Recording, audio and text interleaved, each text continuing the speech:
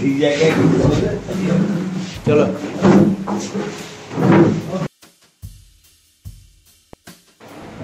দেখো, Raniganj citizens forum সমগ্র রানীগঞ্জবাসীর একটা সংগঠন। এটা সম্পূর্ণভাবে অরাজনৈতিক সংগঠন। এখানে রানীগঞ্জের 1 লক্ষ মানুষ যদি বলেন এর সঙ্গে রানীগঞ্জের অন্তত 60টা যে অ্যাসোসিয়েশন অর্গানাইজেশন এর সঙ্গে যুক্ত আছে। এবং আমরা বহুদিন ধরেই লক্ষ্য করছি এবং আমরা দাবি দেওয়া ফেস করেছি মেয়রের কাছে যে রানীগঞ্জের রাস্তাঘাটকে ঠিক করা হোক, রানীগঞ্জে মার্কেট করা হোক, রানীগঞ্জে অডিটোরিয়াম করা হোক এবং রানীগঞ্জে বহুবিধ ডেভেলপমেন্টের কথা আমরা অলরেডি মেয়রকে জানিয়েছি। এবং গত 14ই আগস্ট আমরা মেয়রের সঙ্গে দেখা করি এবং দেখা করার পর উনি 1 ঘন্টা সময় দিয়েছিলেন, আমাদের কথা শুনেছিলেন এবং শুনে তিনি শুধু এইটুকুই বলেছিলেন যে আপনাদের দাবি দেওয়াগুলো অত্যন্ত সঠিক এবং রানীগঞ্জবাসীর পক্ষে এটা জরুরি। কিন্তু পরে উনি এও বললেন যে দেখুন, আমি করতে পারছি না এই কারণে আমার কাছে কোনো ফান্ড কিংবা টাকা পয়সা নেই, কর্পোরেশন ধারে চলছে। আমরা বললাম তাহলে একটা একটু বলবেন যে কবে কি হবে? বলছে এই মুহূর্তে আপনাদের আমরা বলতে পারছি না, আমরা চেষ্টা করছি যে এগুলো কি করা যায়। তো সেখানে আমরা রাস্তার ব্যাপারটা খুব ভালোভাবে তুলেছি 14ই আগস্ট এবং উনি ওই ফান্ডের কথা রেখে মানে শেষ করলেন। এবার পরবর্তীকালে আমরা রানীগঞ্জে যতগুলো অ্যাসোসিয়েশন অর্গানাইজেশন আছে, এটা 12ই সেপ্টেম্বর আমরা রানীগঞ্জ সিটিজেন্স রানীগঞ্জের চেম্বার অফ কমার্সে হলঘরে বসি 50-60টা অর্গানাইজেশন এবং তখন সবাই মিলে বলে যে আজকে এই সময়টা সবচেয়ে বড় ইস্যু হচ্ছে রাস্তা। রাস্তার জন্য রানীগঞ্জ ব্যবসা মার্কেট, রানীগঞ্জে দুর্গাপুজোর সময় মানুষ এই অবস্থা হচ্ছে, বিভিন্ন অ্যাক্সিডেন্ট। এবং এই অবস্থা থেকে এই মুহূর্তে আমরা আমাদের দাবি তোলা উচিত যে রাস্তাটাকে অবিলম্বে রিপেয়ার করতে এবং রাস্তাটাকে বীজ যেখানে দেওয়ার সেখানে দাও, রিনোভেশন, রিকনস্ট্রাকশন। এবং সেই অনুসারে আমরা ঠিক করেছি যে এই 12ই সেপ্টেম্বরের যে যৌথ ডিসিশন, তাতে আমরা ঠিক করছি যে 26শে সেপ্টেম্বর আমরা পৌরসভা বড়টুর সামনে ধর্ণা দেব, আমরা মেমোরেন্ডাম দেব মেয়রকে থ্রু দা বড় চেয়ারম্যান থ্রু। এবং সেখানে এই মুহূর্তে আমাদের প্রধান দাবি হচ্ছে রানীগঞ্জের রাস্তাগুলো সংস্কার।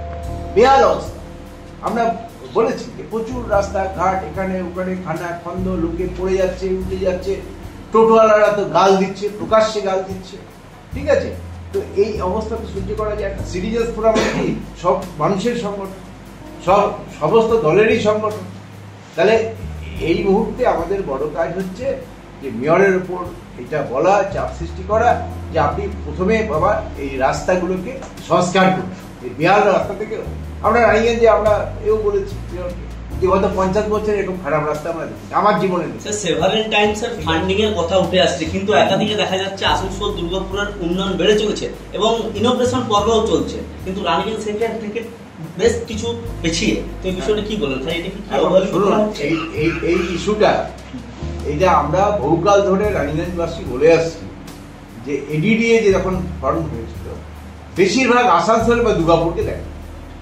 এটা বহুবার এর আগেও যে গভর্নমেন্ট ছিল সেখানেও আমরা বহু জায়গায় বলেছি যে এডিডি, আর এখানে রানীগঞ্জ জামুরিয়া কোথাও কিছু হয় না, কোথাও কাজ হয় না, আমরা পিছিয়ে আছি। আর বিশেষ করে রানীগঞ্জটা একটা সাব ডিভিশন শহর ছিল, আমাদের একটা প্রধান দাবি আছে সাব ডিভিশন দাবি। এর পুজোর পর আমরা স্টার্ট করবো যে রানীগঞ্জকে সাব ডিভিশন করতেই হবে। সেখানে আবার ধর্না যেখানে যা করে আমরা চিফ মিনিস্টারের কাছে গিয়ে ধর্না দিয়ে এসেছি সারাদিন থেকে, তো আমরা করবো। এখন ঘটনা হচ্ছে যে দুটো রাস্তা, এখন কেউ বলবে শান্তিপূর্ণ হবে না অশান্তি করে, কিন্তু রানীগঞ্জ সিটিজেন্স ফোরাম অশান্তি চায় না, রানীগঞ্জের মানুষ কিন্তু অশান্তি চায় না। রানীগঞ্জের মানুষের ক্যারেক্টার দেখবেন খুব শান্তিপূর্ণভাবে বলে। আমি তো একসময় পৌরসভার চার্জে ছিলাম, আমার কাছে বিভিন্ন এলাকার মানুষ আসতেন, এসে কিন্তু ভদ্রভাবে বলতেন দাদা আমাদের রাস্তাটা খারাপ হয়ে যেতে, তা আমরা একটা দেখতাম। আমাদের সময় একটা নিয়ম কানুন ছিল যে প্রতি বছর 3টে কি 4টে রাস্তা হবে। রানীগঞ্জে 15টা প্রায় 14টা রাস্তা আছে, তো প্রতি বছর যদি 3টে করে রাস্তা করে তো 5 বছরে 15টা রাস্তা হয়ে যায়। একটা রাস্তার বয়স হচ্ছে 5 বছর মোটামুটি, তারপরে একটা রিপেয়ার করলে 5 বছর আরামসে চলে।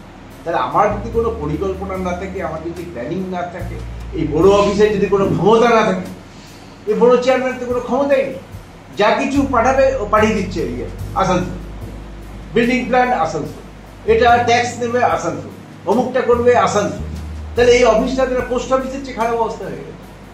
তা আমরা তো চাই যে বড় চেয়ারম্যানকে শক্তিশালী করুন, আরো ফান্ডিং দিন। স্যার রাস্তাঘাটের সাথে সাথে অনেক জায়গায় মানে আমরা নিউজের মাধ্যমে দেখেছি, নিউজ করার সময় গিয়েছি, ড্রেনেজ যেটা প্রণালী নিকাশি ব্যবস্থা সেটাও কিন্তু রোডের উপরে ড্রেনেজ সিস্টেমের জিনিস চলে আসছে ভাই। এটা তো দেখুন, রানীগঞ্জ শহরে বাস করে আমি মনে করি, আমি ভারতবর্ষে যত শহর ঘুরেছি, এটা একটা এমন শহর, বৃষ্টি প্রচন্ড 3 দিন বৃষ্টি হলো, একদিন 1 ঘন্টা বন্ধ হলে শহর ক্লিয়ার, একদম পরিষ্কার। আমাদের টপোগ্রাফি এত ভালো, আমরা একটা কন্ট্রোল প্ল্যান করে এসেছিলাম যে রানীগঞ্জ 1 ঘন্টার মধ্যে সমস্ত ক্লিয়ার। আমাদের কি জানেন, যে বর্ষার আগে যদি আমরা ড্রেনগুলোকে ক্লিয়ার করে দিই তাহলে রানীগঞ্জকে তাকাতে হবে না, 1 ঘন্টা যত বৃষ্টি হয় 1 ঘন্টার মধ্যে শহর পরিষ্কার। এখন এই কাজটা তো করতে হবে। আমরা মেয়রকে বলেছি যে আপনার জবরা সাফাই হচ্ছে, ওই জবরা আবার ড্রেনে করছে, বাড়ি বাড়ি লোকে যাচ্ছে, ডাস্টবিন গুলো ভরে আছে। আমরা বলেছি এখানে দেখুন, এই যে ডাক্তার বরুণ ভট্টাচার্য, তার বাড়ির সামনে দেখবেন ডাস্টবিন, ওরা কত চিঠি করেছে কিন্তু কিছুই হচ্ছে। তাই উনি বললেন যে আপনি ঘাবড়াবেন না, আমাদের সবাই ছিল যে আমরা 1200 লোক নিচ্ছি, এটা বলেছে 1200, আমরা বাড়ি বাড়ি জবরা কালেকশন করবো, ডাস্টবিন উঠিয়ে দেবো, সব বাড়ি বাড়ি কালেকশন। তাহলে খুব ভালো কথা। যদি আপনি এরকম কোনো পরিকল্পনা করে থাকেন, আমরা আপনার সঙ্গে আছি, আমরা আপনার সঙ্গে থেকে এটাকে ইমপ্লিমেন্ট করব। সব রানীগঞ্জ ভালো হোক, সেটা যে দলই করুক, যে পার্টি করুক, আমরা তার সঙ্গে আছি, সোজা কথা। কি মনে করছেন স্যার পরিকল্পনা রানীগঞ্জকে আওতায় যখন কর্পোরেশনে ঢোকানো হয়েছিল, ঠিক আপনার যে কথাগুলো বললেন সেই সেম ব্যাপারগুলো আমরা প্রত্যেকটা জনগণ শুনেছিলাম। কিন্তু রানীগঞ্জ প্রচন্ড পরিমাণে, আমি মনে করি অন্তত অবহেলিত। রানীগঞ্জ বলুন, কুলটি বলুন, জামুরিয়া বলুন, প্রচন্ড পরিমাণে অবহেলিত। একমাত্র যে কাজ হচ্ছে আসানসোল আর দুর্গাপুরের উপরে। তো কেন দুর্গাপুর আসানসোল বেশি ট্যাক্স দেয় কি আমাদের রানীগঞ্জের থেকে? আমি মনে করি না। প্রতিটি মানুষ আমরা ট্যাক্স দিই, সেই হিসেবে আমরা গণতান্ত্রিক ভাবে একটাই দাবি করব যে যেখানে দুর্গাপুর বা আসানসোলকে দেখা হচ্ছে, আমাদের রানীগঞ্জবাসীকে দেখা হবে না কেন? এটাই আমাদের প্রশ্ন। যাই হোক, ধন্যবাদ সবাই, ভালো থাকুন। সেক্ষেত্রে দেখা গেছিল আমাদের তো মেইন দাবি একটাই, সেটা হচ্ছে রানীগঞ্জ মহকুমা অ্যাকচুয়ালি করার জন্য। এই জন্যই বলছি 1847 সাল থেকে 1906 সাল অব্দি আমাদের রানীগঞ্জ মহকুমা ছিল, সাব ডিভিশন হিসেবে পরিগণিত ছিল। কিন্তু 1906 সালের পর এটা আমাদের আসানসোলকে দিয়ে দেওয়া হয় কেড়ে নিয়ে। কিন্তু তাতে আমাদের কোনো আপত্তি নেই, নিশ্চয়ই আসানসোল থাক। কিন্তু আমাদের মেন দাবি যেটা, সেটা হচ্ছে আসানসোল এই রানীগঞ্জকে পুনঃ সাব ডিভিশন করা হোক, এটাই আমাদের দাবি। তো এখন আপাতত আমরা সেই দাবিটা সরিয়ে রেখে আমাদের রানীগঞ্জের রাস্তার উপরে আমরা প্রত্যেকের দৃষ্টিপাত আনার জন্য চিন্তা ভাবনা করছি, যে দৃষ্টি এদিকে ঘুরুক। অন্তত রানীগঞ্জের রাস্তা অন্তত প্রত্যেকটা যেন পুজোর আগে ভালো হয়ে যায়, সেটাই আমরা আশা রাখছি, প্রশাসনের কাছে দাবি রাখছি। একটাই বক্তব্য, অন্য কিছু না। মানে রানীগঞ্জ যেহেতু কর্পোরেশন অ্যাকচুয়ালি আসানসোলে অবস্থিত, অথচ আমাদের এই কর্পোরেশনের আমার মনে হয় 106টা বোধহয় টোটাল ওয়ার্ড আছে। তো উল্টো দিক দিয়ে আমি মনে করি 106টা ওয়ার্ডকে, প্রত্যেকটা ওয়ার্ডকে সুন্দরভাবে সেম চোখে দেখা উচিত কর্পোরেশনের, বিশেষ করে মেয়রের। এবারে শুধু আসানসোল নিয়ে ওই স্বচ্ছ ভারত একটা চালাচ্ছে আর অন্যান্য জায়গায় চলছে না, এটা কিন্তু আমি বলবো ভালো আমরা চোখে দেখছি না। এই যে ব্যাপারটা যেটা চালানো হচ্ছে, টোটাল কর্পোরেশন জুড়ে চালানো উচিত, আমি অন্তত মনে করি। स्वच्छ भारत